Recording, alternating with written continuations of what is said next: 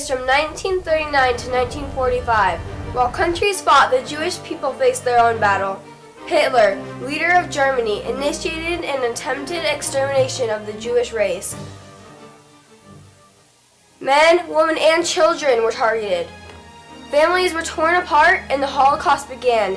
It began in Germany with the decree definition of non-Aryan, but began to spread like a disease to surrounding countries.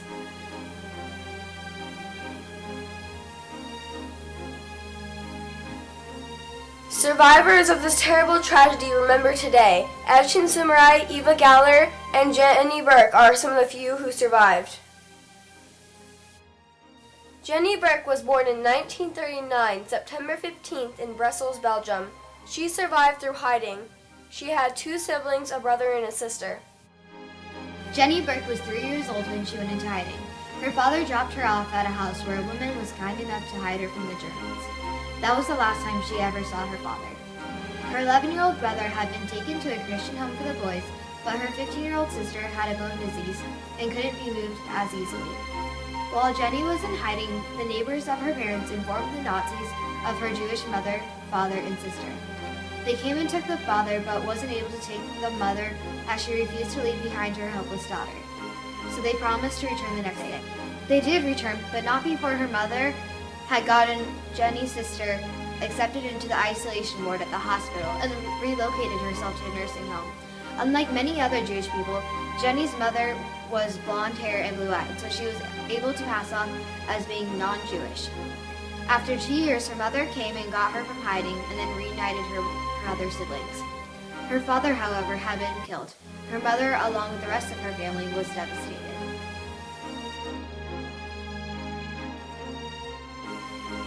So Jenny's father dropped her off at a house. This house was owned by a woman who Jenny did not know her name and did not know where she lived. So for the 2 years she was in hiding, she had no idea where she was or who she was hiding with. Her father dropped her off here when she was 3 years old. And every now and then the Nazis would have a Nazi parade where basically they marched through the streets and they forced everybody to open up their doors and watch. During these parades, the woman would force Jenny to go hide in the outhouse. One time when Jenny was hiding, she pushed open the outhouse door and saw a little cat run by. Afraid as she was, she grabbed the cat and pulled it in. She held it for hours while waiting. Why do you think she did that? Wouldn't she just run herself to the city and children?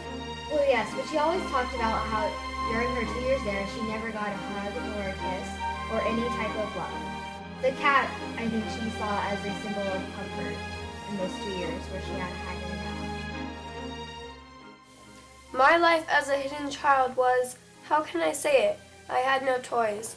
The only fresh air I got was when I was allowed to go in the backyard. I made up imaginary friends because I had no one to play with.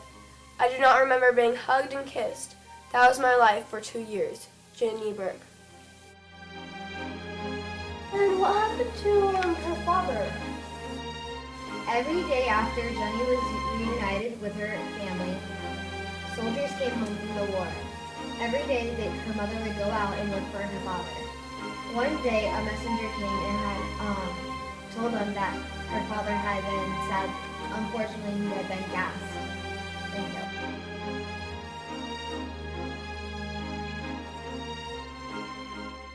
After the war, Jenny and her surviving family were poor. Her mother struggled to take care of her and the rest of her siblings. Jenny's mother died of breast cancer when Jenny was 10, and Jenny is married and has 6 children. Evchin Nasbaum Samurai was born in Hanover, Germany in 1926 on May 15th. Her best friend was a German girl with the name Adelaide, and her parents were the World War I veteran Berthold Samurai and his wife Breda Samurai. She also had a little brother, 18 months younger, whose name was Norbert, but had been nicknamed Vivi.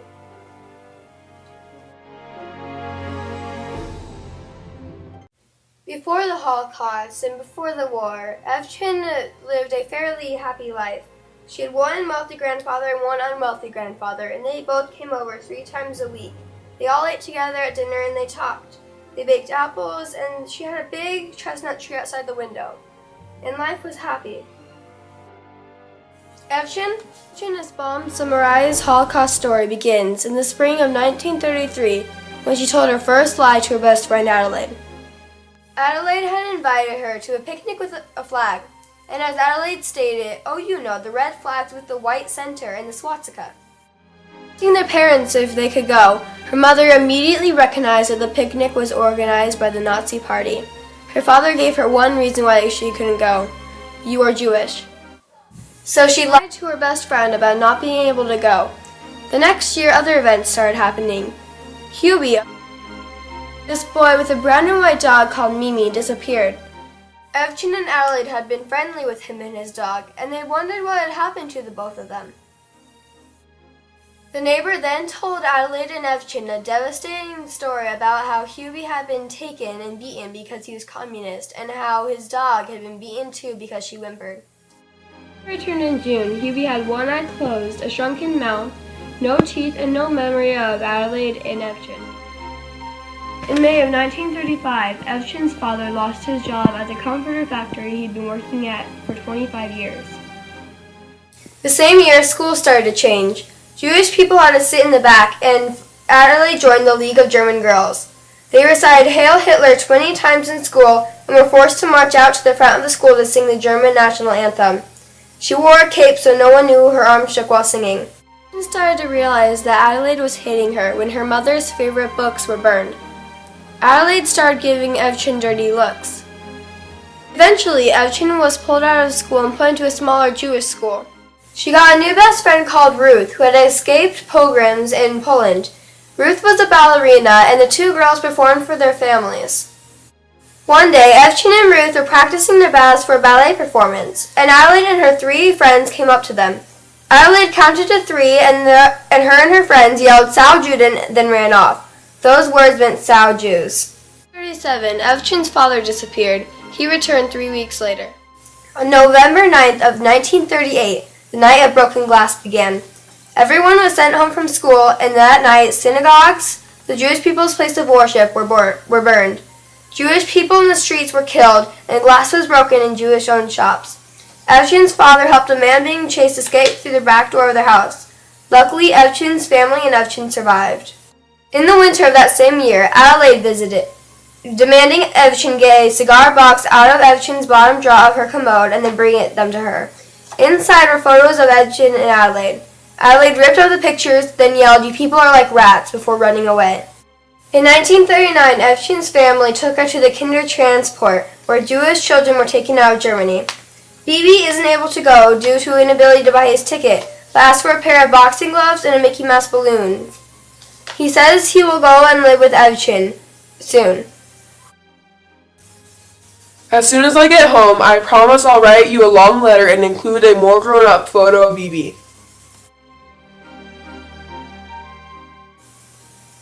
Look at the stars and moon and pray.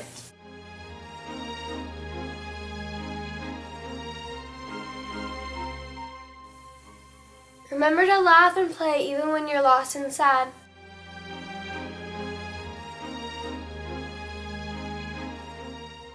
In Studley, Great Britain, Evchen lives with George and Florence Rattenbury, who she calls auntie and uncle. She went to school and her uniform was paid for by the teachers. Her uncle bought her one dress, which she has to wash every Friday. She lived there for 2 years and occasionally got letters from her family who was still in Germany. In 1939, she got 3 letters. Her family is happy she's in England with auntie and uncle, and they tell Evchen they got 2 of her letters to them. Bibi sends her a kiss and says Ruth misses her. In September, she gets another letter saying how Ruth and her family has disappeared. Everyone is starting to worry about war.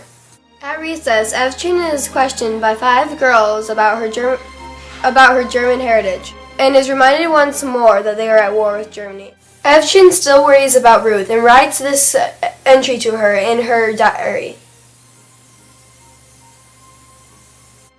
Later in September, Evchen learns through the Red Cross that everyone is okay. In 1942, Evchen moves away from auntie and uncle and is sent to become a nursery helper to evacuate children. She loves the children and they love her. She feels as if she has found her place and also is getting new hope for her family. She leaves nursing though when a terminally ill child, a favorite of Evchen, dies. In 1945, she became an Allied civilian employee of the United States Army and is stationed in Germany.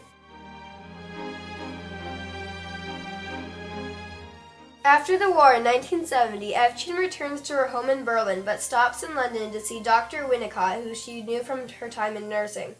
She informs him that her mother died in the Stadthof concentration camp on January 15, 1945. Her brother Bibi was killed on May 13, 1945. Him and his friend were on a death march and had stopped to swim in a lake. Returning soldiers saw them and the numbers on their arms and shot them both to death. She never found out what happened to her father. She didn't want to know after learning what happened to her other family members. Evchen's aunt survived though, and Evchen now writes and has written many books about the Holocaust and what happened to her during the Holocaust. Eva Galler was born in Oleszek, Poland. Her father was Israel Vogel and her mother was Ida Prince. She had 3 siblings, all of them younger, but also had many half-siblings from her father's first marriage. She survived the Holocaust through jumping out of a cattle train heading to a concentration camp.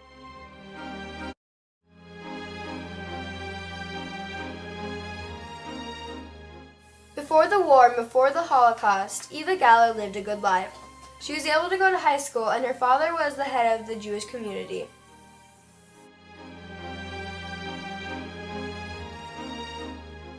One Sunday afternoon in June of 1941, we heard gunshots. German motorcycles were going down the main street, shooting everyone on the streets. Jewish people weren't allowed to keep their jobs, and people started trading belongings for food. Any money in the bank was confiscated, and blue armbands with the Stars of David were required to be worn by the Jewish people. Orders were given daily on work that needed to be done by the Jewish people.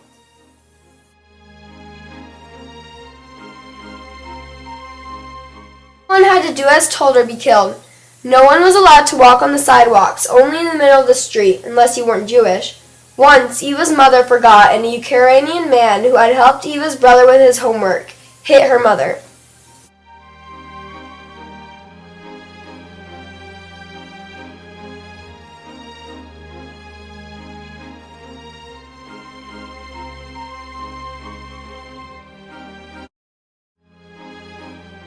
The city drummer delivered all messages, and one day he announced that all of the Jews were to assemble in the city square.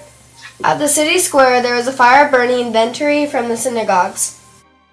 After the fire, everyone was lined up and forced to march through the town. In September of 1942, the drummer announced that Jews were to take everything they could carry and walk to a ghetto 7 kilometers away. Ghetto, everyone slept 28 people to a 12 by 15 room. In the corner of the room there was an iron stove but nothing to fuel it. The amount of food and water given was inadequate and children searched through garbages for food. Some people started to eat grass. Many people died from the unsanitary conditions, and Eva's brother got night blindness from the lack of vitamins. In 1943, the police started forcing people out of their homes. Eva and her family were taken to a cattle train. They knew they were going to be taken to the Belzec camp, and they knew it had a crematorium. If anyone tried to run away from boarding the train, they were immediately shot. Eva and her family were on the train. A boy ripped off the barbed wire covering the window, and many jumped out to try and escape. Men on the roof of the train shot them as they jumped out. Eva's father told the 3 eldest to jump. Run, run. Maybe you will stay alive. We will stay here with the small children because if they did get out, they would not be able to survive. Eva and 2 of her siblings jumped out the window. Eva landed in a snowbank, and when there were no more noise, she went to look for her brother and sister. They were dead, shot and killed at ages 15 and 16. Eva was 17 at the time. Eva went back to the city she had lived in and hid behind a red cedar robe in a corner of the house of a Gentile friend. In the evening, she was given half a loaf of bread and some money, and then was told to leave. Eva walked to a family's house near the woods and stayed in the barn, sleeping next to a newborn calf. She had to leave in the morning, and so she walked 32 kilometers to the train station in the next town. Eventually, Eva was caught with a group of young people by Germans, and she was sent to work in Germany. Luckily, she had been caught with Gentiles, and so the soldiers believed her to be a Gentile as well, and not Jewish. Eva assumed the identity of a Polish girl named Katarzyna, and gave herself a new birthday. One family liked her and took her to their farm, but after a year Eva got sick and was transferred to a smaller farm.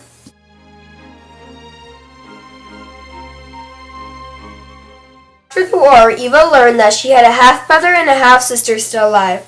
She also learned that out of the 3,000 Jewish families in her home city, only 12 people survived. She married Henry, a childhood friend who was a Polish officer, and Eva Galler died of old age in 2006. Millions of Jewish people didn't survive the Holocaust. Anne Frank is famous for her story, but a less-known Jewish girl who died was Eva Heyman. She died October 17, 1944. Her diary was her best friend, and her story is known because of its entries.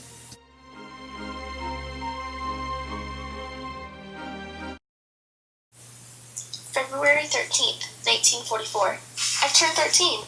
I was born on Friday the 13th. Aggie's terribly superstitious, though she is ashamed to admit it. This is the first time Aggie didn't come for my birthday. I know she's about to have an operation, but she still could have managed to come. There are good doctors in Broad, too. She didn't come home for my 13th birthday. Aggie is happy now. Uncle Bila is out of jail already. Aggie loves Uncle Bila very much. I love him too. Grandma says there isn't a soul Aggie loves beside Uncle Bila, not even me.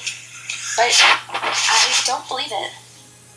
It may be when I was little she didn't love me, but she loves me now. Especially since I promised to be a news photographer and to marry an Aryan Englishman. Grandpa says that by the time I get married, it won't matter whether my husband is Jewish or not.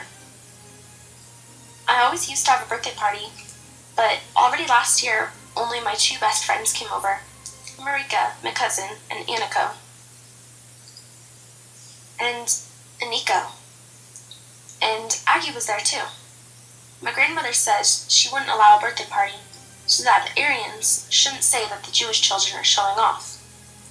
Grandma says that I'll be even prettier than Aggie, and that she's only charming, but I'll have a modern figure.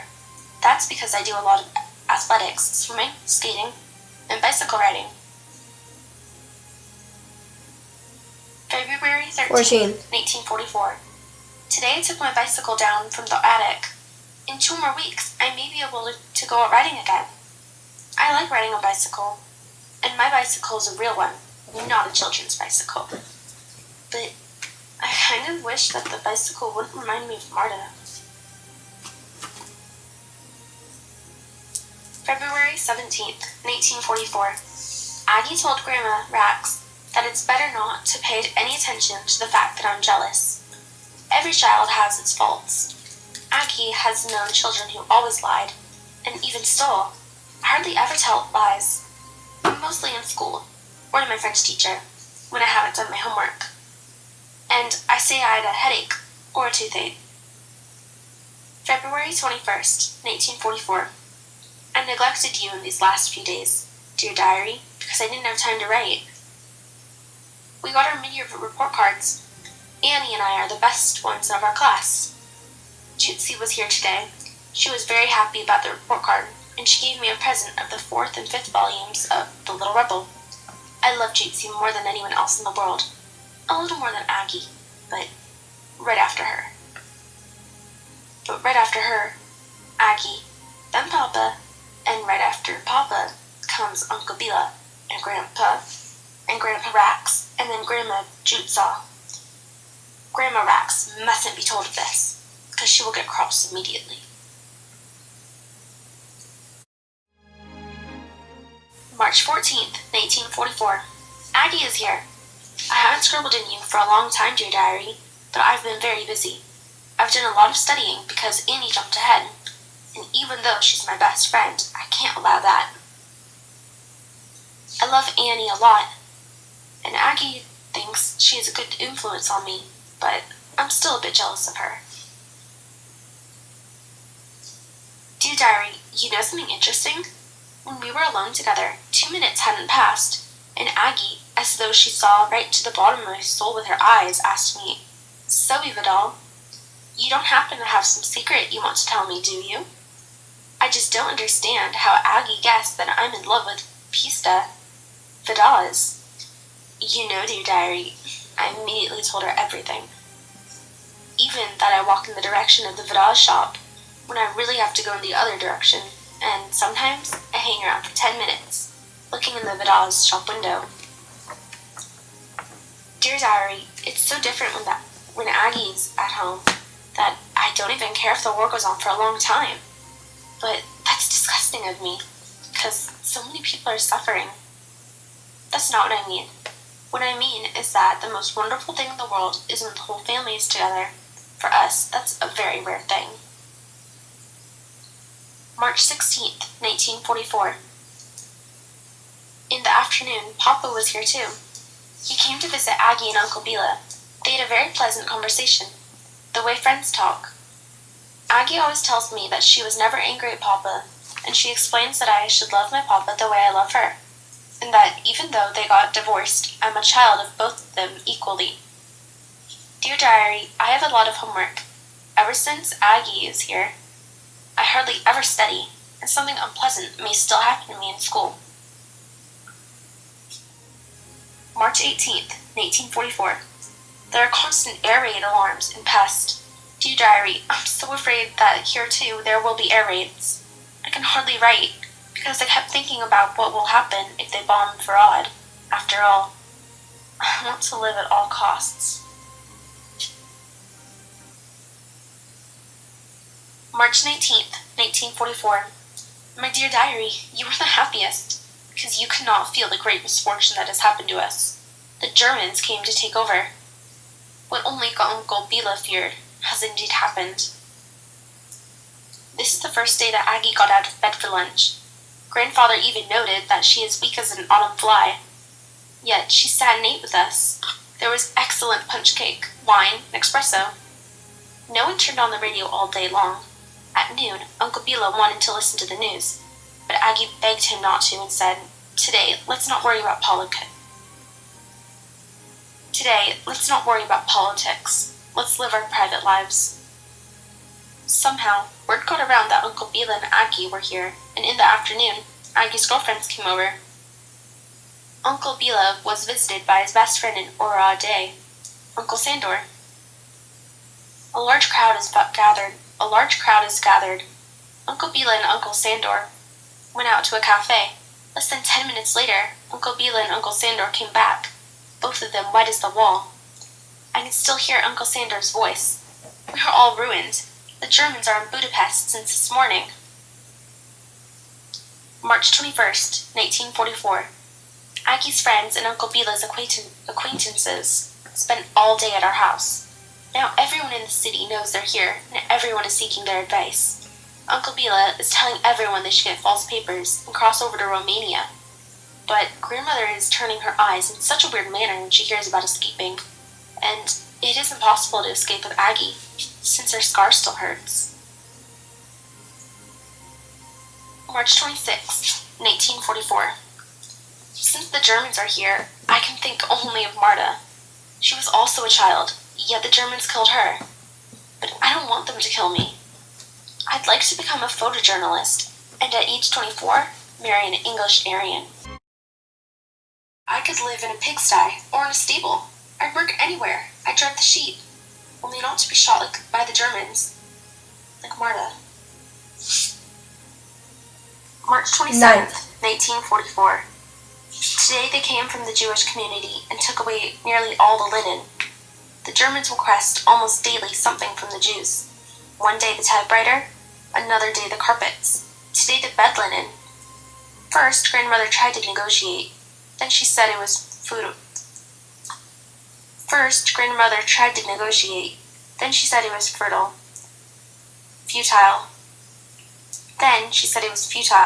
and let them take it. She did not even want to make selections. She handed the keys to the linen closet to these total strangers. The same keys in which, in the old days, she would not easily give to even Jutsi or Aggie. Jutsi came by again today. Her eyes were red from crying, as if she were Jewish herself. She says she will die because she can't save me, whom she loves most in the world, from possibly what awaits me. May 1st, 1944. My little diary. From now on, I see everything as a dream. We started to pack, taking everything the quantity Aggie has seen written on the poster. I know it is not a dream, but I can't believe it. We can also take bed linen, but we don't know when they are coming to take us, so we can't pack the bed linen just yet. Aggie is making coffee all day long for Uncle Bila, and Grandmother's drinking cognac. No one says a word. My little diary, I was never so afraid. May 10th, 1944.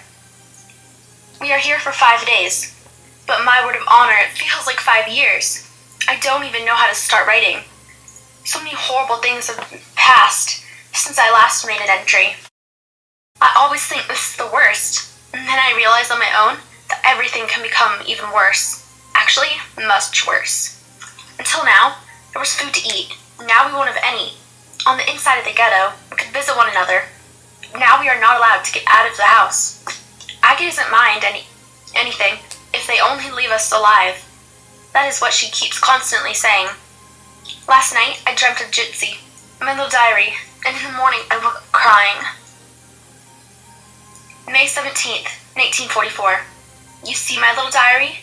I told you the other day that everything could be worse. You see how right I was? They started the interrogations at the beer factory. You know my little diary. The gendarmes don't believe the Jews have... You know my little diary.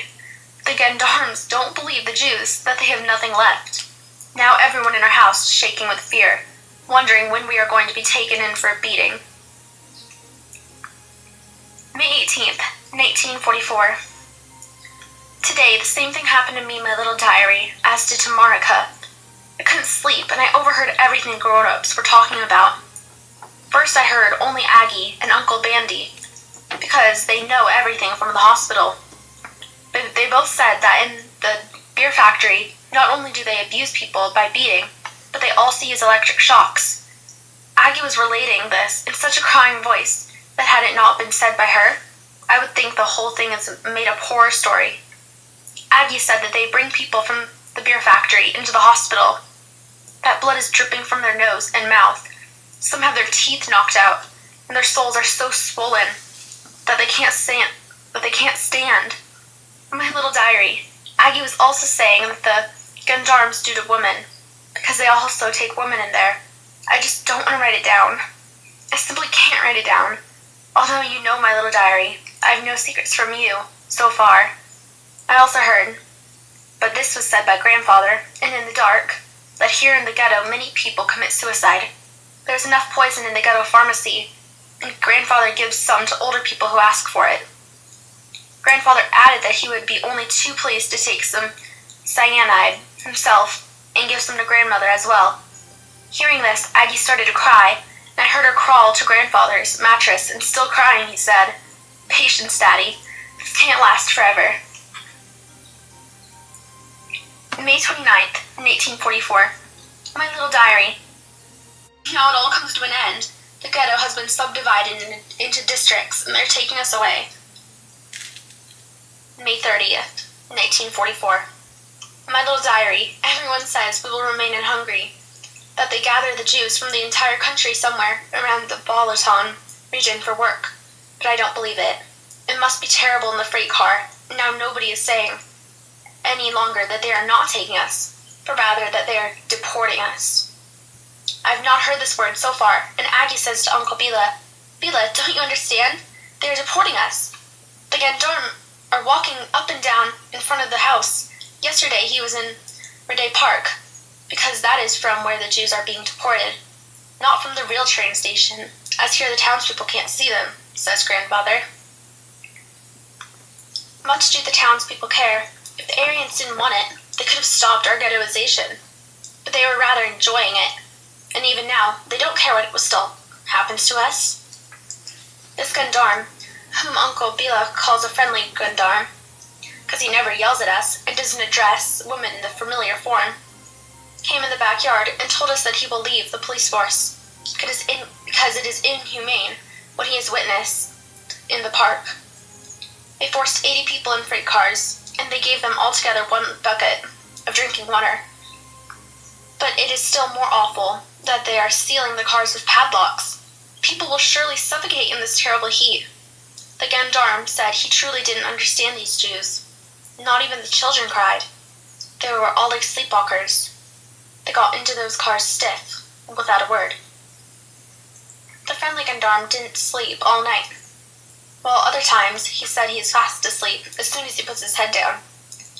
This was such a horrific view, he related, that not even he could sleep, even though he is a gendarme. Now Aggie and Uncle Bila whispered something about us remaining behind in the typhus hospital. Supposedly, we will say that Uncle Bila has contracted typhoid fever. Yet, my little diary, I don't want to die. I still want to live. Even if it means that only I remain from this entire district. I would wait for the end of the war in a cellar, or in the attic, or any hole I would, my little diary. I would even allow that cross-eyed gendarme who took the flower from us to kiss me. Only not to be killed. Only to be left alive. I now see that the friendly Germain has let Mariska in. I can't write any further in my little diary. I'm crying with tears, and I am in a hurry to see Mariska.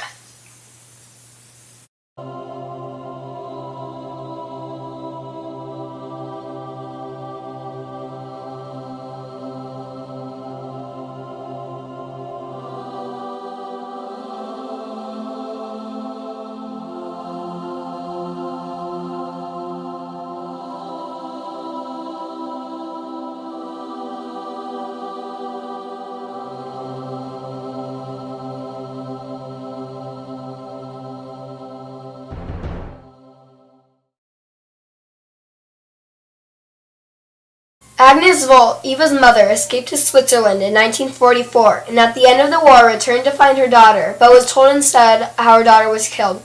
A good female doctor was trying to hide my child, but Mangle found her without effort. Eva's feet were full of sores. "Now look at you," Mangle shouted. "You frog, your feet are foul, reeking with pus. Up with you on the truck." He transported his human material to the crematorium on yellow-colored trucks. Eyewitnesses told me that he himself had pushed her onto the truck. Eva was gassed that same day, October 17, 1944, at the age of 13.